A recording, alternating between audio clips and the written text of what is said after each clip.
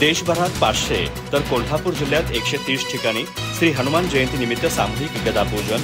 हिंदू समाजातील शौर्य जागवण्यासाठी गदापूजनाचं आयोजन। रमेश शिंदे। रामराज्याच्या स्थापनेसाठी मारुतीरायांचे गुण आत्मसात करावेत असा निर्धार। रामराज्य सर्वत्र स्थापन व्हावं आणि हिंदू समाजात शौर्य आणि निष्ठा जागृत व्हावी या उद्देशानं श्री हनुमान जयंतीच्या निमित्ताने हिंदू जनजागृती समिती, समविचारी हिंदुत्वनिष्ठ संघटना आणि भाविक यांच्या सहभागाने देशभरात 500 ठिकाणी आणि कोल्हापूर जिल्ह्यात 130हून अधिक ठिकाणी सामूहिक गदापूजनाचं आयोजन करण्यात आलं। या उपक्रमात विशेषतः युवकांचा उत्स्फूर्त सहभाग दिसून आला।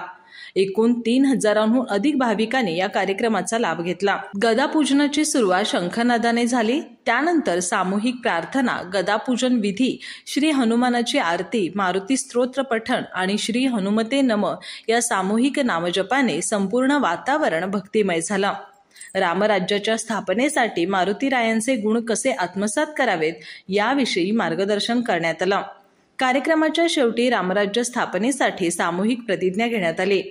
कोल्हापूर जिल्ह्यात करवीर, हातकणंगले, गडहिंग्लज, आजरा, मलकापूर, शाहूवाडी यांसह जवळपास प्रत्येक तालुक्यात हा उपक्रम पार पडला। कोल्हापूर शहरातील छत्रपती शिवाजी महाराज चौकात, रामदास स्वामी स्थापित मनपाडळे हनुमान मंदिरात, उद्यमनगर येथील श्री महालक्ष्मी पेपर मार्ट आणि शिवम ऑफसेट इथं गदापूजन झालं।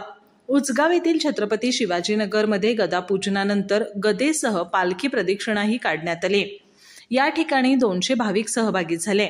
मंगेश्वर कॉलनीतील गदापूजन कार्यक्रमाला करवीर तालुका प्रमुख राजू यादव, संतोष चौगले, हिंदू जनजागृती समितीचे शिवानंद स्वामी उपस्थित होते। पन्हाळा गडावर तसंच चंदगड इथंही विशेष गदापूजन करण्यात आलं। जयसिंगपूर इथं महाराष्ट्र नवनिर्माण सेनेचे कोल्हापूर जिल्हा उपाध्यक्ष भगवंतराव जांभळे यांची उपस्थिती होती।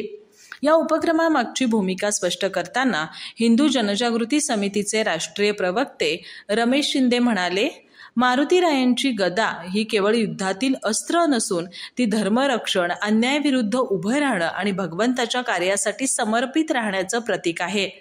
अयोध्येत श्रीराम मंदिर उभं राहिलं, आता सर्वत्र रामराज्य घडवण्याचं दायित्व आपल्यावर आहे। हे शौर्य, निष्ठा आणि त्यागाशिवाय शक्य नाही।